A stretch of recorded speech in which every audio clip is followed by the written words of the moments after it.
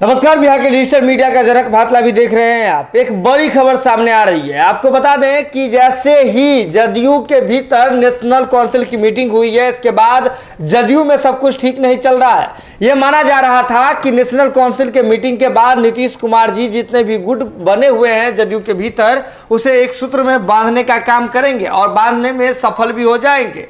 क्योंकि जैसे ही national council का मीटिंग होता है, इससे ठीक पहले जदयू कार्यालय के भीतर सिर्फ एक पोस्टर लगता है जिसमें नीतीश कुमार जी होते हैं और आपको बता दें महात्मा गांधी जी होते हैं।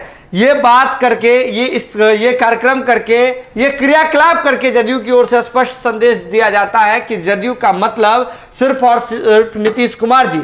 जो भी गुटबाजी की बातें हैं वो नीतीश कुमार जी के भीतर हैं, मतलब उनके अंदर ही तमाम चीजें हो रही है और सब कोई इस बात में आस्था रखते हैं कि जदयू के एक ही नेता हैं, वो है नीतीश कुमार जी। ये बात जदयू कार्यालय के बाहर पोस्टर लगा के संदेश दी गई थी। इसके बाद जब नेशनल काउंसिल की मीटिंग थी, राष्ट्रीय परिषद की मीटिंग थी, उसमें ये तमाम चीजें निकल करके सामने आ रही थी कि सब कुछ अब जदयू में ठीक है। लेकिन आपको बता दें कि इसके बाद फिर से जदयू के भीतर एक सियासी भूचाल मचा हुआ है।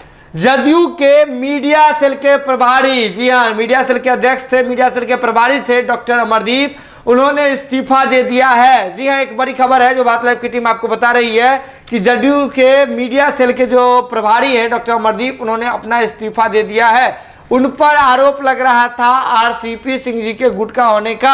आपको बता दें कि आरसीपी सिंह जी के करीबी माने जाते हैं डॉक्टर अमरदीप, और इस बात को लेकर के उन पर लगातार आरोप लग रहा था, जिसके बाद डॉक्टर अमरदीप ने इस्तीफा दे दिया है।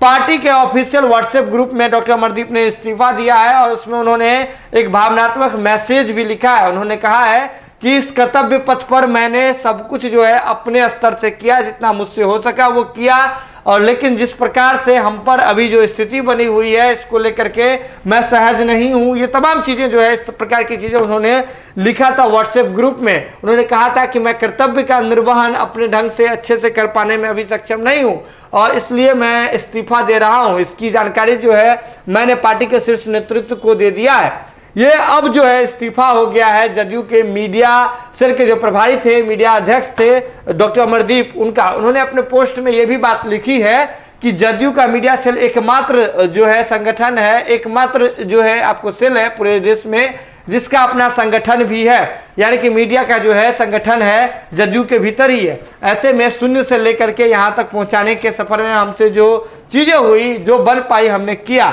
लेकिन जो स्थिति हम पर बन रही है अभी उसमें कार्य कर पाना संभव नहीं है। ये बात जदयू के मीडिया प्रभारी डॉक्टर अमरदीप ने अपने जो है व्हाट्सएप ग्रुप वाले पोस्ट में लिखा है। लेकिन आपको बता दें कि जदयू में लगातार सियासी उठापटक चल रही है। यह मान के चला जा रहा था कि गुटबाजी खत्म हो जाएगी, लेकिन गुटबाजी के आरोप में ही इन पर आरोप लग रहे थे मीडिया सेल के प्रभारी पर, और ऐसे में इन्होंने इस्तीफा दे दिया है। आरसीपी सिंह जी के करीबी बताए जाते हैं, लेकिन आपको बता दें कि इन पर आरोप क्या लगा था, ये जानने में आपको दिलचस्पी होगी। तो आरोप ये था कि जो उस दिन नेशनल काउंसिल की जो मीटिंग में जो भाषण हो रहा था, ऐसे में आरसीपी सिंह जी का भाषण काट करके प्रसारित करने का इन पर आरोप लगा था, यानी कि सिर्फ और सिर्फ आरसीपी सिंह जी पर ध्यान देने का इन पर आरोप लगा था। जिसके बाद इन्होंने इस पूरे दायित्व से जो है इस्तीफा दे दिया है। मीडिया सेल के प्रभारी से अध्यक्ष के रूप में थे पहले, अब इन्होंने इस्तीफा दे दिया है। ये अब देखिए जदयू के भीतर की जो गुटबाजी है, भीतर की जो उठापटक है, ये चीजें अब खुल करके सामने आने लगी है। अब ये देखना दिलचस्प होगा कि इस पूरे प्रकरण पर जदयू के लोग क्या कहते हैं या फिर बिहार के अन्य दल जो हैं वो क्या रुख रखते हैं। जो है भारत लाइव के साथ जो भी अपडेट होगा भारत लाइव की टीम सबसे पहले आप तक पहुंचाएगी। इसके लिए जरूरत है कि भारत लाइव की खबरों को यूं ही देखते रहें, शेयर करते रहें और हमारा मनोबल बढ़ाते रहें। बहुत बहुत धन्यवाद। सफ़ेद दाग आयुर्वेद में इसका बहुत अच्छा इलाज है। जितने भी रोगी हैं सभी को मैं अपने तरफ से ये संदेश देता हूँ कि समय पर आप आयुर्वेदिक इलाज कराइए, इसको कम रहते इलाज कराइए, इसको सारे शरीर पर फैलने मत दीजिए। समय पर इलाज नहीं होगा, ये पूरे शरीर पर धीरे धीरे धीरे फैलता चला जाएगा, और जब पूरे शरीर पर ये फैल जाता है तो फिर इलाज में आपको काफ़ी कठिनाई होगी, समय भी ज़्यादा आएगा, खर्च भी ज़्यादा आएगा।